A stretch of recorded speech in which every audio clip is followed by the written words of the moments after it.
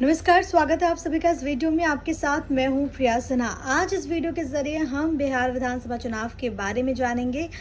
इससे पहले हमने बात करी कि आखिरकार ये जो इलेक्शन है वो किन मायनों में खास है। उसके बाद हमने बात करी कि कौन कौन से मुद्दे होंगे। हमने ये भी समझा कि कौन कौन सी राजनीतिक पार्टियाँ चुनावी मैदान में हैं। आज के इस वीडियो के ज़रिए हम आपको ये बताएंगे कि 2015 में जब बिहार के इलेक्शंस हुए थे तो उस वक्त कौन सी पार्टी को कितनी सीट मिली थी। लेकिन आप ये समझिए कि समीकरण उस वक्त बहुत ज़्यादा बदले हुए थे। सबसे पहले जो अलायंस फॉर्म हुआ था वो जनता दल के तमाम जो जनता परिवार के से जुड़े हुए जो तमाम दल हैं उनका एक अलायंस फॉर्म हुआ था, जिसमें अगर मुख्य तौर पर हम बात करें तो एक जनता परिवार ग्रुप ये अलायंस था। समाजवादी पार्टी थी, जनता दल यूनाइटेड पार्टी थी, राष्ट्रीय जनता दल, इसके बाद जनता दल सेक्युलर, इसके बाद इंडियन नेशनल लोक दल, समाजवादी जनता पार्टी, यानी कि ये तमाम जो जनता परिवार से जुड़े हुए दल थे वो इकट्ठे हो गए। 6 राजनीतिक पार्टियां जो कि एक साथ आई।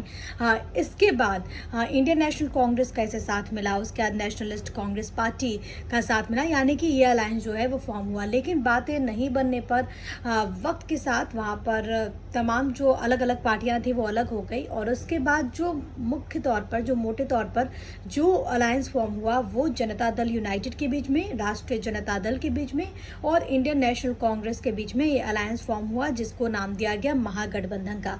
अगर हम एनडीए की बात करें तो एनडीए में कौन कौन सी राजनीतिक पार्टियां थी। एनडीए में भारतीय जनता पार्टी, इसके अलावा लोक समता पार्टी, राष्ट्रीय लोक समता पार्टी, लोक जनशक्ति पार्टी और हिंदुस्तानी आवाम मोर्चा जीतन राम मांझी की पार्टी थी। आपको यहाँ पर ये बताएं कि जीतन राम मांझी की पार्टी ये नई बनी थी, क्योंकि जीतन राम मांझी नीतीश कुमार के साथ हुआ करते थे, नीतीश कुमार के बहुत भरोसेमंद हुआ करते थे और वो उनकी सरकार में कल्याण मंत्री भी रहे।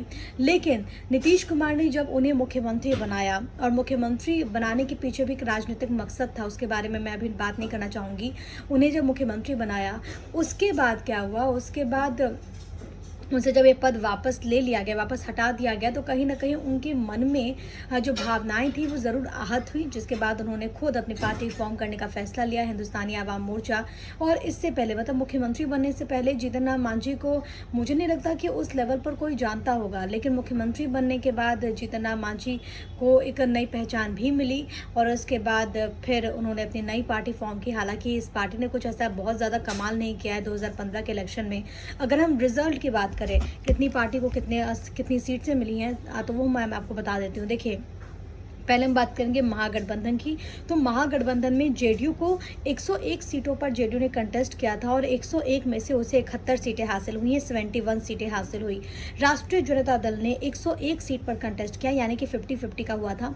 101 जितने पे जनता दल यूनाइटेड, तो राष्ट्रीय जनता दल ने भी उतने पे कंटेस्ट किया। आरजेडी को 80 सीटें मिली, यानी कि वो उस वक्त सिंगल लार्जेस्ट पार्टी बनी। कांग्रेस को 41 में से 27 सीटें हासिल हुई और महागठबंधन की सरकार बन गई। इसके उलट एनडीए को कितनी सीटें, भारतीय जनता पार्टी 157 पर इसने कंटेस्ट किया, 53 सीटें से हासिल हुई। लोक जनशक्ति पार्टी 42 सीटों पर इसने कंटेस्ट किया, 2 सीटें मात्र से हासिल हुई। रालोसपा उपेंद्र कुशवाहा की पार्टी जिसने 23 सीट्स पर कंटेस्ट किया, 2 सीटें इसे भी हासिल हुई। हिंदुस्तानी आवाम मोर्चा ने 21 सीटों पर कंटेस्ट किया, इसे 1 सीट हासिल हुई।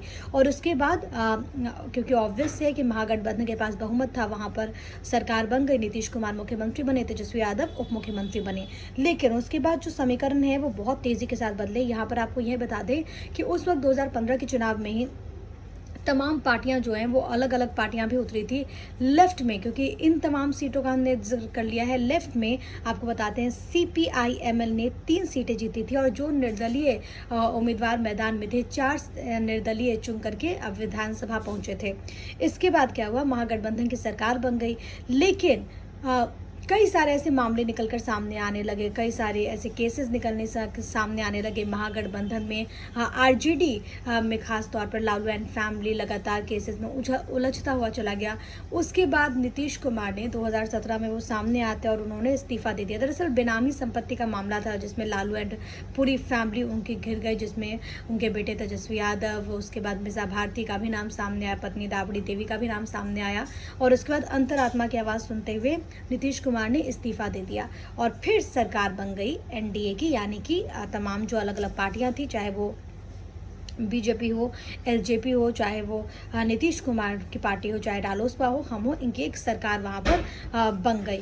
ये एनडीए में ये फॉर्म हुआ। हालांकि बदले वक्त के साथ उसके बाद रालोसपा और हम वहाँ पर साथ छोड़ दिया इस एनडीए का बाद में साल बीतने के बाद, लेकिन ये सरकार जो है वो वहाँ पर फॉर्म हो गई है। यानी कि 2015 में बहुमत जो था वो महागठबंधन को मिला था, लेकिन नीतीश कुमार ने वापस उसके बाद छोड़ करके एनडीए का दामन थाम लिया और उसके बाद एक बार फिर से वो सत्ता पर काबिज हो गए। लेकिन अब कहीं ना कहीं ये जो मुद्दा है, जिस तरीके से नीतीश कुमार ने महागठबंधन का साथ छोड़ा, इस मुद्दे को भी भुनाने की कोशिश बाई इलेक्शंस में हुई वहाँ पर आरजेडी की ओर से, और इसका फ़ायदा भी देखने को मिला। हालांकि सिर्फ यही फैक्टर नहीं, कई सारे फैक्टर काम कर रहे थे, लेकिन इस बार क्या होता है, क्योंकि इस बार हमारे सामने जो तस्वीर है वो क्लियर हो चुकी है। इस बार क्या कुछ होता है, इस बार बिहार की जनता 2020 में किसके सिर पर ताज सजाती है वो देखना दिलचस्प होगा। लेकिन 2015 का यही रिजल्ट जो कि अभी हमने आपको बताया, आप भी अपने कुछ मुद्दे इस वीडियो पर कमेंट करके ज़रूर बताइए, ताकि हम आने वाले दिनों में उन तमाम मुद्दों पर, उन तमाम पॉइंट्स पर बातचीत करें।